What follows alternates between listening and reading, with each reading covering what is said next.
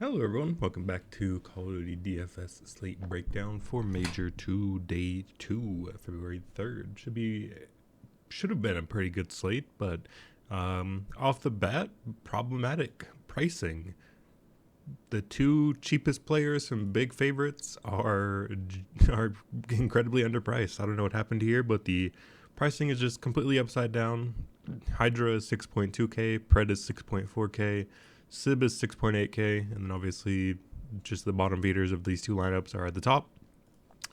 Pretty diabolical from them. I believe everything else is about the same. Looks like LA Thieves are underpriced. Yeah, LA Thieves are too cheap. Vegas versus LAG looks like that's about fair.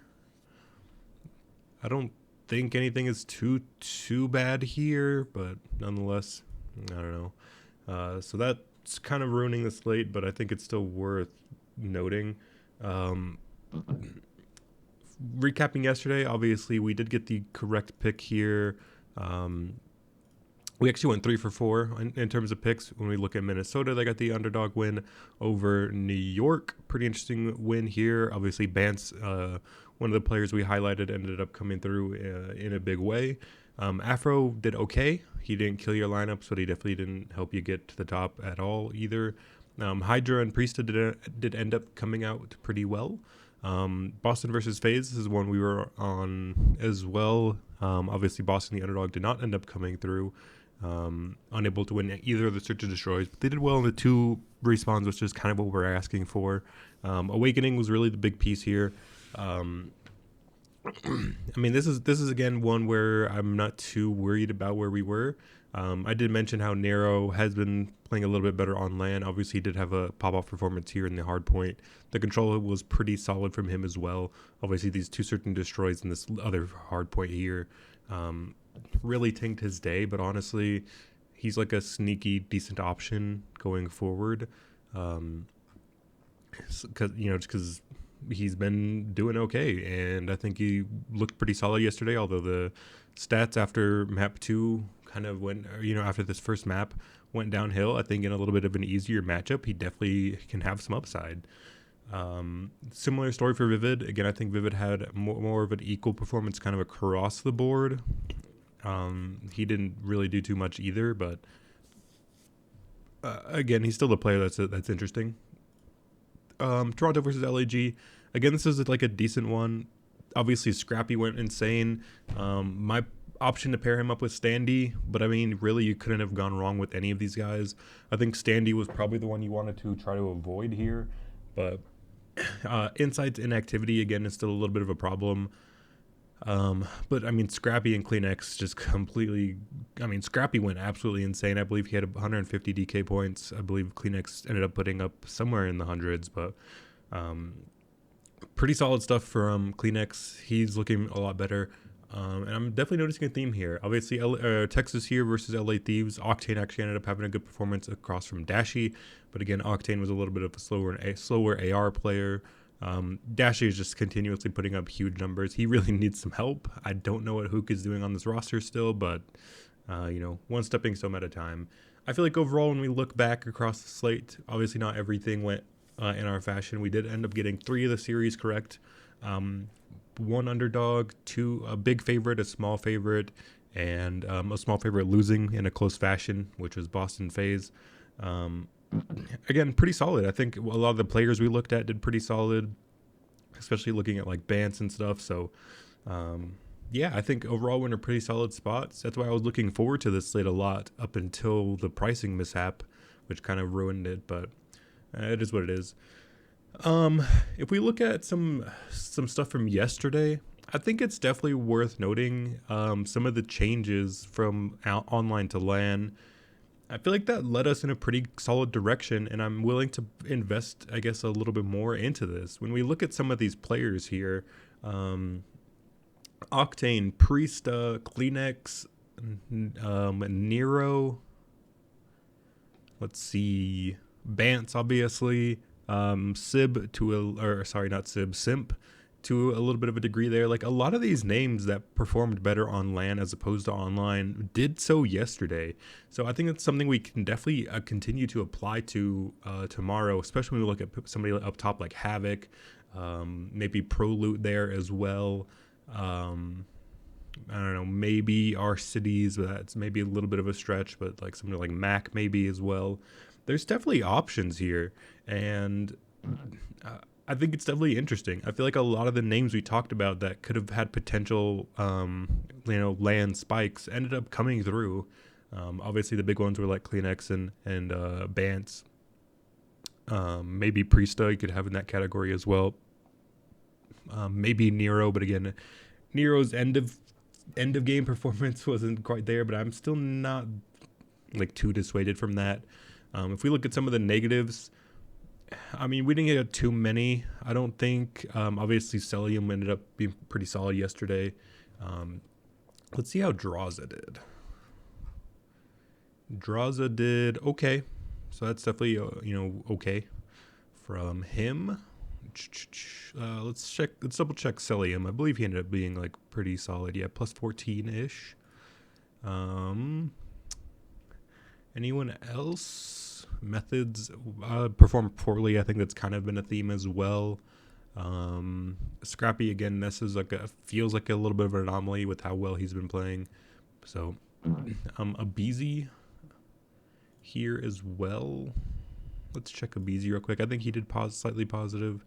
Yeah, so Abizi and Simp are, kind of solid, especially. So, yeah, that's pretty interesting.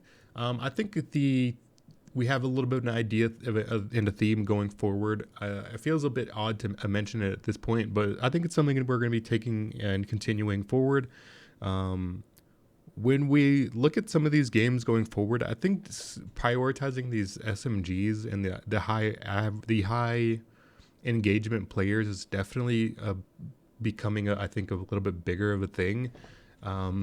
There's definitely some exceptions, like I don't know, there is exceptions, we'll just leave it at that, but I feel like continuing with the tiebreaker of having these more aggressive submachine gun players is coming through more and more. When we do see the upsides from them, it definitely hits a little bit differently. So it's definitely something we're going to continue to think about and work on and just kind of view really when it comes down to it. So yeah, let's go ahead and get started.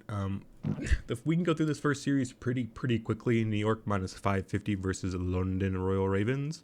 I'd have a hard time going anywhere other than London, other than New York here. London they're a team I've been kind of off and on with. They've been okay in these respawn game modes. Mainly hardpoint. Their control and S&D have been pretty poor.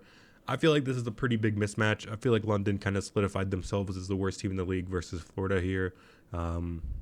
They're coming into this kind of cold as well. They don't get any warm-up game. I feel like we would definitely see New York, they got the game in yesterday versus Minnesota. I think they're going to be a little bit more prepared for this one. I like New York a good bit here. I think they put a good beating down onto London. I like New York a lot. Two mans for sure. They're definitely going to be a priority of mine. Obviously, Hydra, arguably the best player in the game at 6.2K. He should arguably be a lock in your lineups. I would be surprised if he was like under 80% or so. I think he should definitely be like above 50% in the captain slot, because that enables you to do pretty much anything you want with the rest of your salary. Kismet at 6.6, that is pretty cheap. They definitely do have sweep upside, but again, his activity and stuff has not been the greatest. His engagements are okay. Let's see if we mainly look here. Like if we look at engagement rate, Hydra has been very solid, but Kismet's actually been okay. Pretty solid Kismet, pretty solid there. He actually has a pretty high engagement rate here in control as well. I wouldn't be opposed to slotting him in as well, but I feel like you don't really need to.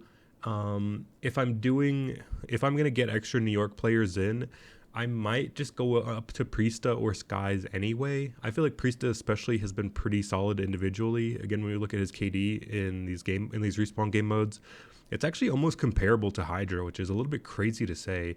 The other option again would be Skies. Obviously, Skies did not perform well, too well yesterday. When we look at the numbers from yesterday, obviously his performance in both of the game modes was the lowest, and his activity rate is very low. But I wonder if he is going to be the one that's kind of left off a little bit from these lineups. And obviously, we saw from the first LAN that sometimes he does have that upside there. So if Skies is going to kind of be a little bit left out from these lineups, I think he's definitely a good upside player in a pretty cakewalk matchup. The problem lies with if he's the one kind of just sitting back and sitting on the hard point, the rest of his team could literally just go out and kill everyone before he even gets to see people, which is definitely a problem for sure. But I think it's worth the risk. I think the tier list still definitely goes Hydra 1, and then it's like Priesta and Skies. You could debate between those two. I would probably lean Priesta more objectively, but I definitely think if Skies is going to be like an odd man out here and he's going to be under-owned in a really cakewalk matchup when he does have some upside sometimes, like if we were to look at Major 1, like we could see that Skies is actually their best performing player. If he does kind of recap that in essence, I think we're looking at a pretty solid player here at a pretty low ownership in a cakewalk matchup. So for that reason, I'm probably leaning more towards Skies over Priesta, but you could definitely make a case for any of these New York guys, especially just the way pricing goes. You could maybe leave off Priesta. I mean, Priesta definitely just should not be the most expensive player on the slate, but again, if that's going to have people off of him, then go that direction as well. But it's definitely Hydra. You have to lock him in, but then you could kind of go any other direction you want there. One that's a little bit more interesting here is Seattle versus Boston. So this is a pretty interesting one. Obviously, we have Seattle minus 135, the slight favorite here. We have Boston coming off of losing the game number 5 to Atlanta. This one is pretty interesting. I'm pretty excited for this one. So obviously we have Seattle, who was they were 1-4 in the group stage. The one victory they had was the one where we predicted it, the New York upset, obviously. I think this is a pretty interesting matchup from both sides. So obviously we do have the price point thing here with Sib and Pred at 6.4 and 6.8K. They're strictly too cheap. They definitely should not be that cheap. They should definitely be up on par with everyone else. Up in that 10K range, just given their individual performances, especially if we look at somebody like Pred. I think this one gets a little bit more interesting than Hydra. I think you could definitely make a case that you don't have to play Pred. It sounds crazy. I do think like 85% of the time you should have Pred in your lineups. But the thing is, I feel like if we have a 50-50 matchup here, and if people are going to go to Pred, then they're probably not going to want to play one or maybe two people from the other side, which is Boston. And I think Boston is actually in a pretty solid matchup here. I feel like Seattle, although they are kind of like a team that I do like to go to just because they do have that individual upside so often, they're also a team that can get kind of pretty overvalued, especially in like an ownership aspect. We saw it last time out versus Minnesota. So obviously Pred ended up coming through in that Minnesota series despite them losing 1-3. We saw Sib be 50% owned. Pred was like 55% owned or something. So it feels like they come in tandem, and I'm just not quite there with both of them. Obviously, the combo of them at 6.4 and 6.8K seem like free squares, but I think we could definitely see a scenario where they lose this series and lose it like relatively hard. Like I feel like the discrepancy there is a little bit intriguing. I feel like the upside that we see from some of the other players, I feel like Boston has a more overall team, and if Seattle's like main guys, Sib and Pred, if they don't bring their A game, they're going to be looking at a very difficult series, and I feel like that sets up for an interesting dynamic with Boston. So I'm going to take a hot take here, and I'm going to go with Boston, and I'm going to go with Boston probably 2-man stacks. I'm probably going to go relatively heavily on Boston. I'm going to try to leave Seattle out of my lineups just because I'm going to want some leverage somewhere, and I feel like it makes a lot of sense here. I feel like if you make a lineup and you have one or two Boston players and you leave out Sib and Pred, I think you're instantly in a very small pool of players. And I think that's where I want to be with this one. Obviously, when we look at the players from the other side, I do think you want to go with Awakening, probably number one. And then I think you want to choose one between Vivid or Nero. When it comes to which direction I'm going to go with Nero at 7K. I feel like for the reasons I talked about earlier, I think that's just the direction that I'm leaning. I feel like we've seen some spike performances from him on LAN, and if he can put together a full series of it, I think we could be looking at a pretty solid upside player, and that's definitely a risk I'm willing to take. Obviously, the other option of Vivid I think is shown more consistency, and I think that's a pretty interesting option as well. So if you wanted to look between either of those two players, I definitely would not be arguing with you. Obviously, both of them performed pretty well at LAN. Last time out, Vivid posting 1.10, Nero posting 1.10. Obviously, in Control, it was very much different. Nero with the 1.3, Vivid with the 0.75. But both of their engagements are still, getting up there a good bit.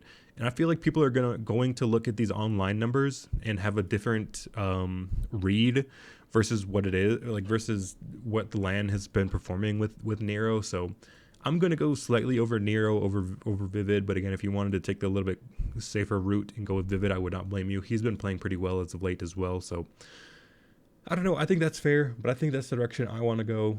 I do like getting that a little bit of a unique spot there with Boston. Florida versus LA Thieves. The last thing, I want to touch on with Boston. They've only lost in 5-game series so far. They have one defeat in 4 games.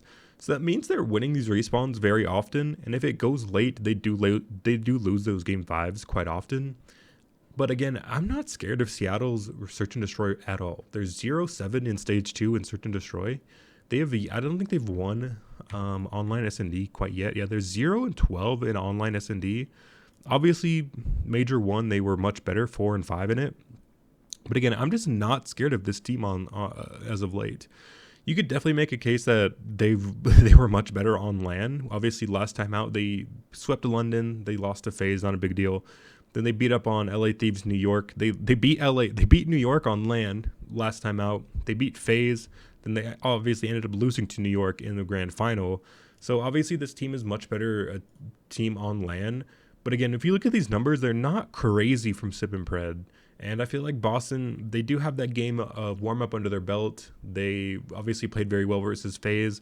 And they continue to perform well in these series. I just think the upside is there. And obviously, if they win, they usually win it in solid 3-0, maybe 3-1s.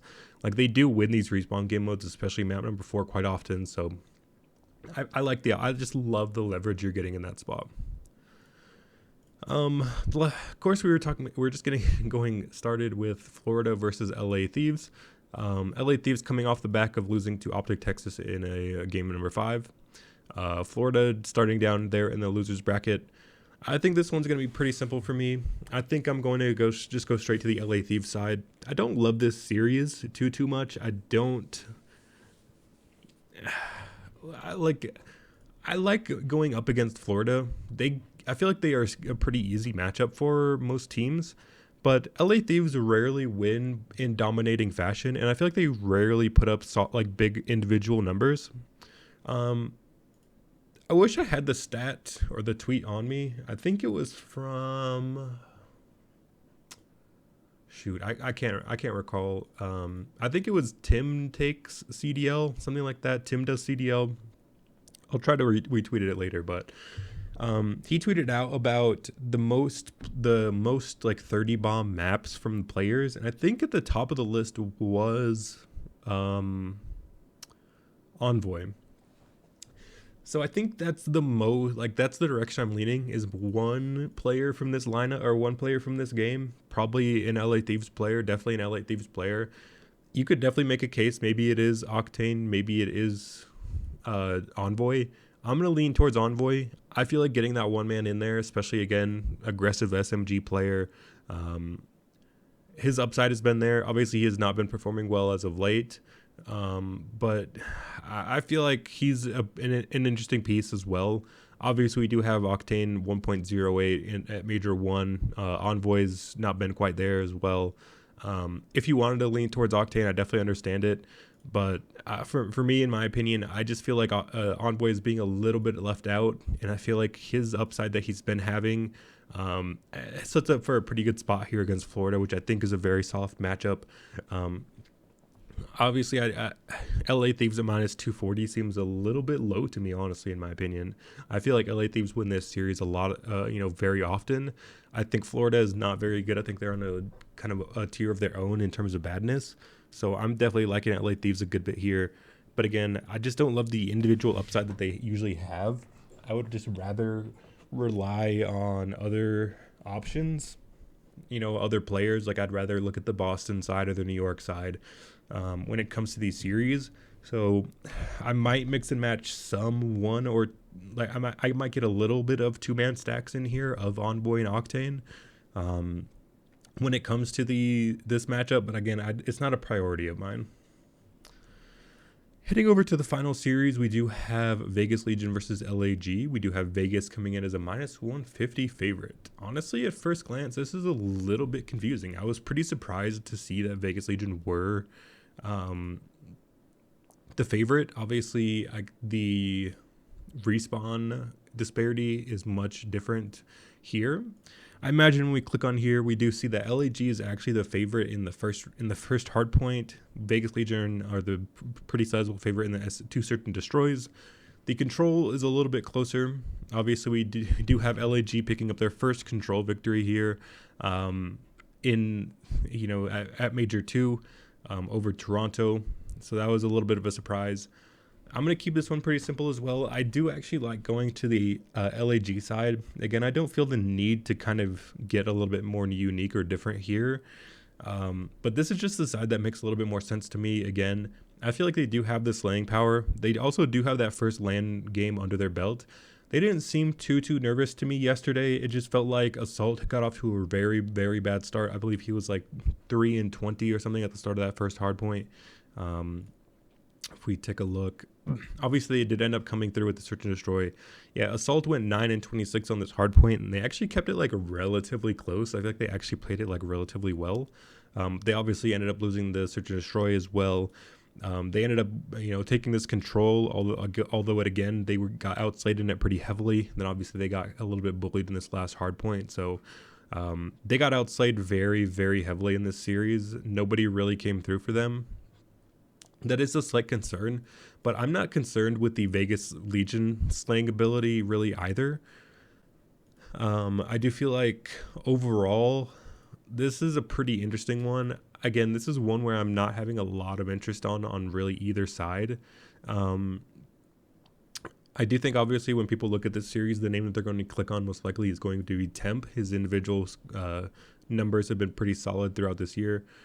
He's one of the few players who is actually like kill death ratio positive so far, which is odd. When you look at LAG in this, they are 8-4 in this sample size. I think when we set it to just stage 2, it's a little bit different. But nobody's really going that crazy here. Like 8-2 in this hardpoint sample size, and the highest kill death ratio they have is 1.05. That's just not really enough to really get me intrigued. And obviously there's 0-5 control record. I just don't love the option, the options that this series presents me. So I'm definitely not going to get a 2-man here. Maybe one. The other option here I think is going to be when we look at Pro Loot. Pro Loot from the Major 1 to from the Major 1 qualifiers to Major 1, he went from a 0.81 to a 1.02, so a 0.21 kill death ratio improvement. I think he's definitely an interesting option there. Obviously, when we look at Major 1, both Temp and Pro Loot were pretty solid players for them. I think that could be an interesting 2-man if you wanted to go that direction. But again, this series just does not scream interesting to me.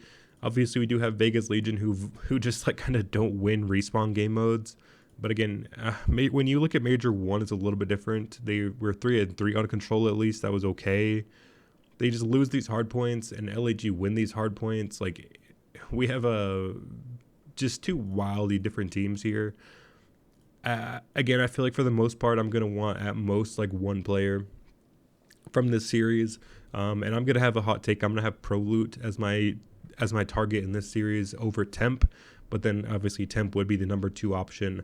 When I look over the LAG side, I guess it would be Joe Deceives and then maybe Arcides. But again, I don't really love anything from the LAG side. So I don't know. I think I see this one just being Vegas Legion in 5. Nobody really having any crazy numbers. I feel like both these teams play the same. They rely on team play. Nothing crazy individually. And I feel like the upside in this series is just pretty limited. But again, I feel like if you want to get it interesting, you could follow the small trend here of going with these players who performed a lot better during LAN last time, and go with somebody like ProLoot, as opposed to somebody like Temp. Salary should not be an option, like a problem on this slate, but again, that is a big discrepancy there. ProLoot at 4.8K, Temp at 8.6K. I feel like if people are going to have the salary to spend it wherever they want, they could go up to Temp with no problem. That could, again, alleviate ProLoot's ownership pretty heavily. So I think that, again, leaves you with another solid kind of like contrarian spot if you want to get a little bit different, going with ProLoot over Temp. So I think that kind of wraps all things up here. I think we kind of did get enough job talking about all the players, going through so far. I guess if you wanted to look on the other side from London, I don't think there's anything I love there. Obviously, we talked about Seattle and the options you could go there. Yeah, that's it. From Florida, again, I guess Havoc would be interesting. He's obviously at the top of the players who performed much better on LAN than he did online, obviously, but Major Maniac was at the bottom. So you're kind of getting like a big trade-off there when it comes to that team. So I guess if you did want to get very interesting, you could look at Florida and go with Havoc. But again, I just kind of don't see it. And then we just talked about the players from both sides in Vegas Legion from LAG. So yeah, I think that'll be it for me from Call of Duty for a little bit. Obviously, after this day, I believe, is when the Call of Duty DFS states end. I don't think we get anything more tomorrow or the future days. So that will be it for me from Call of Duty. Had a good little run, I think, of it here as of late. Hopefully we can resume it, get a good flow going for the next major with Major 3. And I plan on doing a little bit more for that as well. So that'll be it for me for now with Call of Duty. Thank you guys all for tuning in as of late. I think we had a pretty solid run of it. So yeah, thank you guys, and I'll see you when I see you.